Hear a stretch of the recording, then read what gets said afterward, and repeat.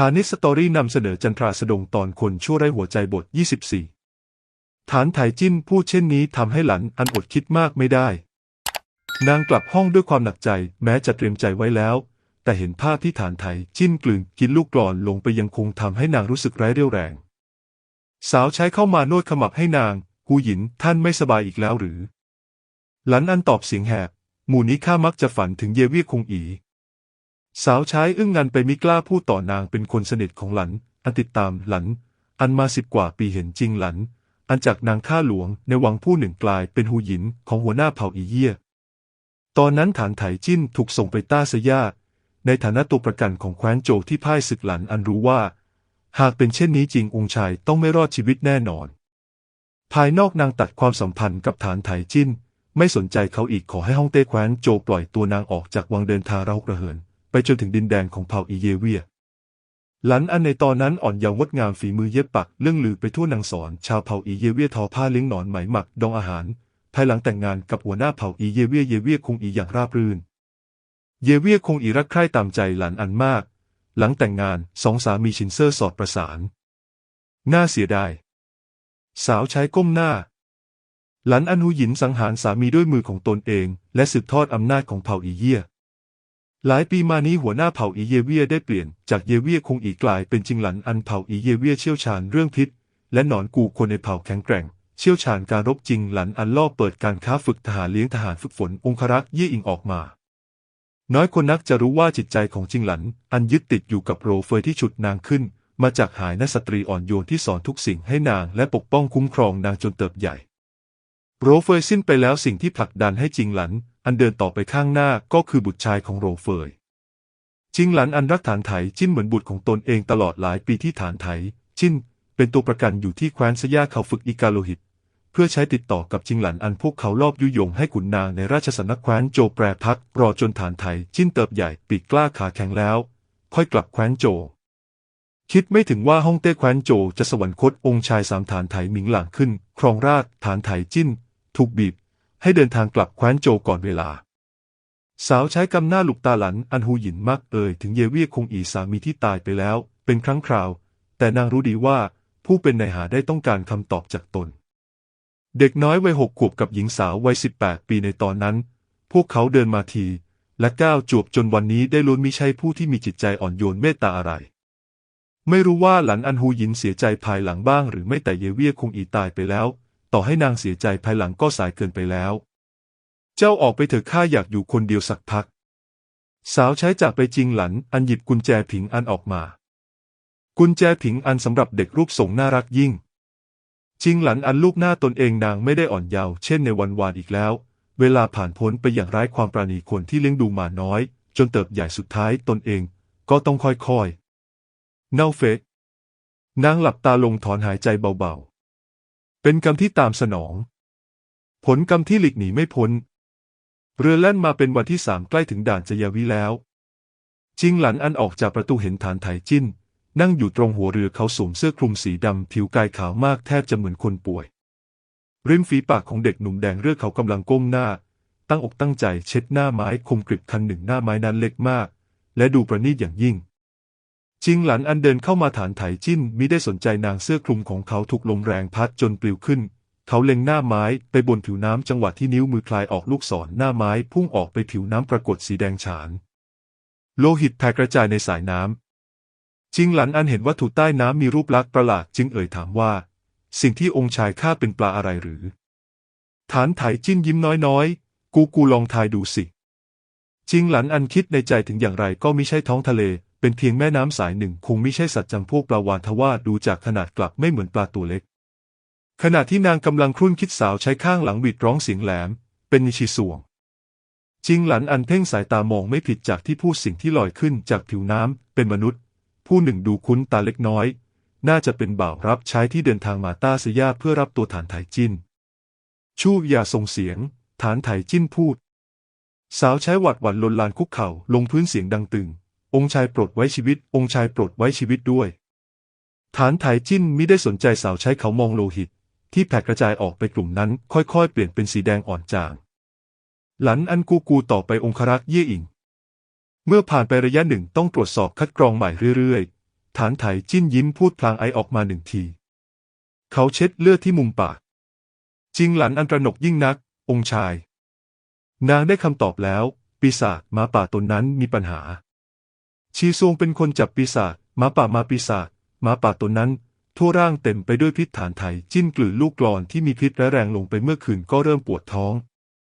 ตอนฟ้าสางเขาสั่งให้คนจับตัวชีซวงโยนลงไปในน้ำตนเองนั่งอยู่บนแคมเรือขัดถูหน้าไม้อย่างละเอียดองค์ชายท่านเป็นอย่างไรบ้างฐานไถจิ้นท่าทีไม่ยี่ระเขาตอบว่ายังไหวมีชีวิตอยู่ก็ไม่ยืนยาวตายก็ตายไม่ได้ถึงอย่างไรตั้งแต่เล็กก็ใช้ชีวิตมาเช่นนี้ฮ่องเต้แขวนโจยังเคลื่องเขาไม่ตายชะตาของเขาแข็งแกร่งผิดมนุษย์มนาเช่นนี้อยู่แล้วจิงหลันอันรีบให้คนถอนพิษให้ฐานไถจิ้นตอนหลีซูซูถูกผลักออกมา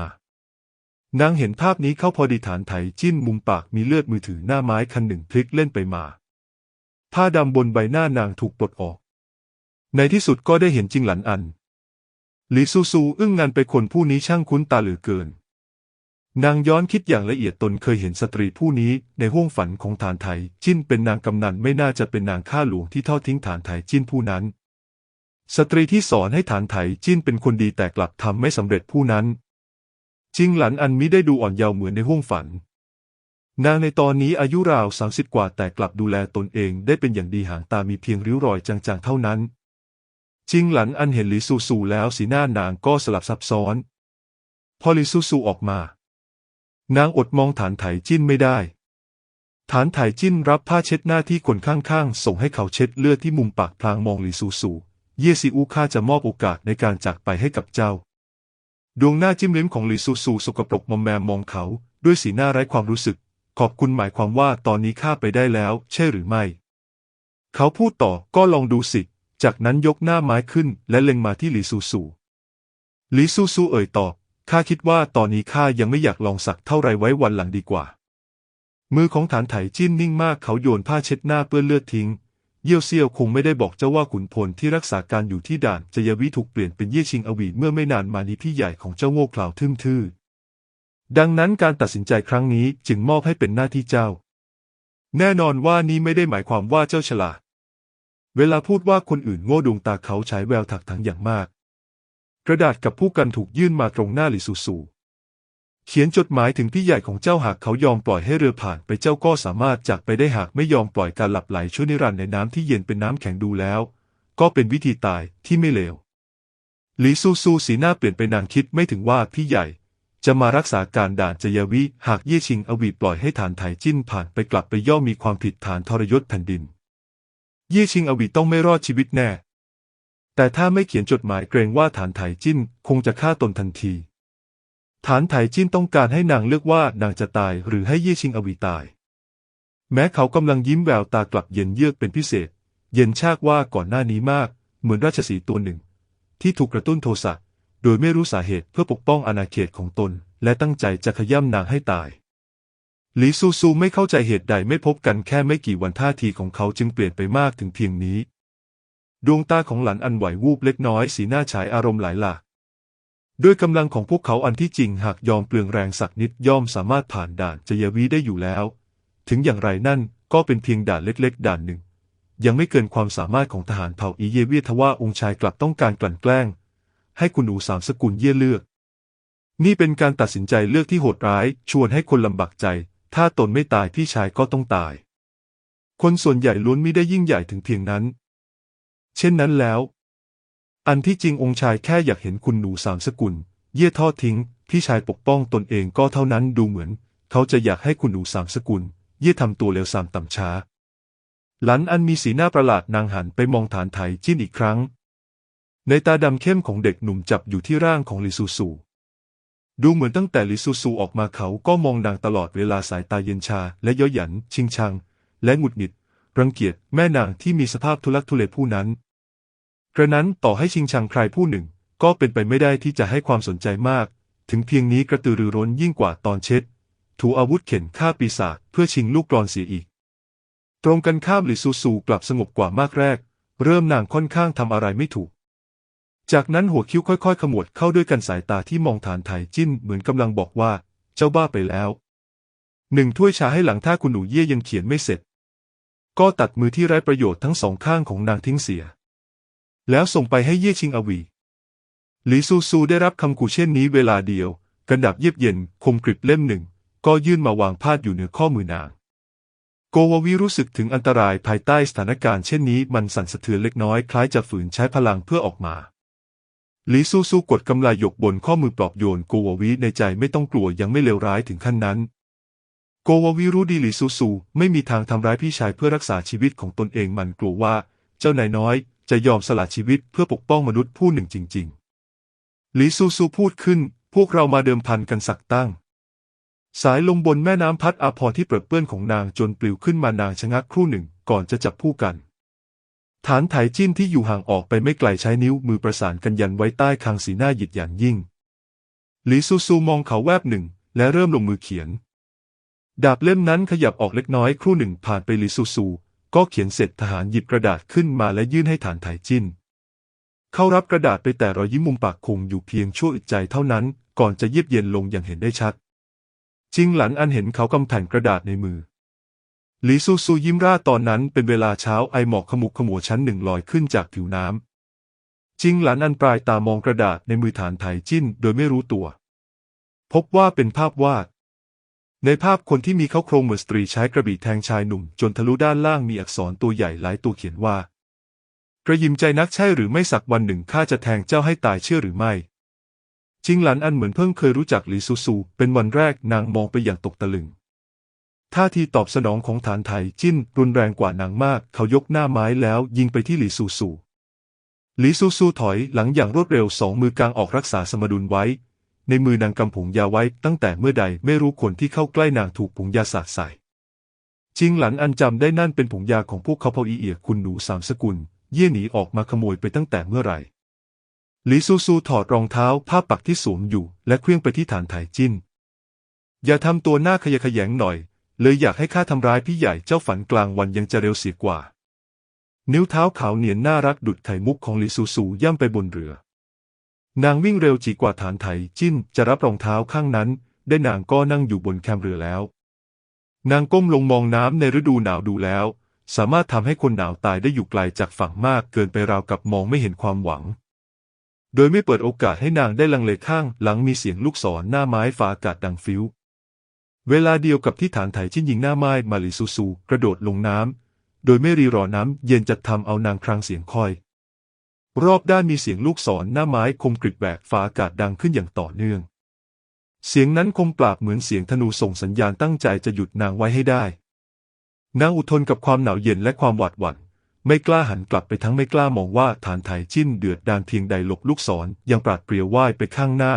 โดยไม่สนใจอะไรทั้งสิ้นเหมือนปลาตัวน้อยที่ห้าวหาญไม่กลัวตายไม่ยอมหันหลังกลับแล้วว่ายห่างออกไปทุกทีลูกศรหน้าไม้ถูกยิงออกไป10 ดอกอย่างต่อเนื่องล้วนตกลงในแม่น้ำทั้งหมดฐานไถจิ้นสีหน้าปราศจากอารมณ์ครั้นเห็นนางห่างไกลออกไปทุกทีแม้กระทั่งชายอาภรณ์ยังหายลับไปจากสายตาเขาก็กัดมุมปากแน่น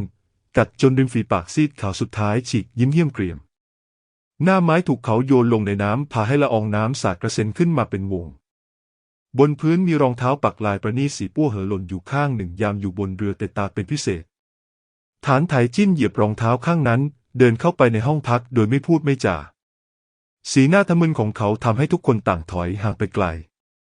เรื่องทั้งหมดนี้เกิดขึ้นโดยไม่ทันตั้งตัวสิ่งที่คงอยู่ในความทรงจำของทุกคนกลับเป็นรอยยิ้มสุดท้ายของหลีซูซูนางมองฐานไถจิ้นด้วยสีหน้าดูแคลนและรังเกียจเบื้องหลังเป็นท้องนาทีกว้างใหญ่นางวาดภาพหนึ่งดาจบก็หนีไปหน้าไม้มิอาจขู่ให้นางหันหลังกลับได้จิงหลันอันยืนอยู่บนเรือเนิ่นนานมองไปยังทิศทางที่หลีซูซูหายลับไปอากาศหนาวเหน็บถึงเพียงนี้คุณดูสามสกุลเย่คงไม่รอดแน่นางเลือกพี่ใหญ่เย่ชิงอวียอมเสียสละตนเองอีกทั้งยังถือโอกาสสร้างความอัปยศให้องค์ชายด้วยแม้ว่าจิงหลันอันกับหลีซูซูจะอยู่ฝ่ายตรงข้ามกันจิงหลันอันก็จำต้องยอมรับว่าหลีซูซูเจิดจรัสยิ่งนักดุจแสงสว่างที่ไม่มีใครละเลยได้งดงามถึงเพียงนั้นก่อนจะจากกันถ้าชอบก็ฝากกดติดตามฐานิชสตอรี่กดซับกดกระดิ่งเพื่อไม่ให้พลาดคลิปถัดไป Don't need no warning This feeling's right Vibrations Show through my bones Sensation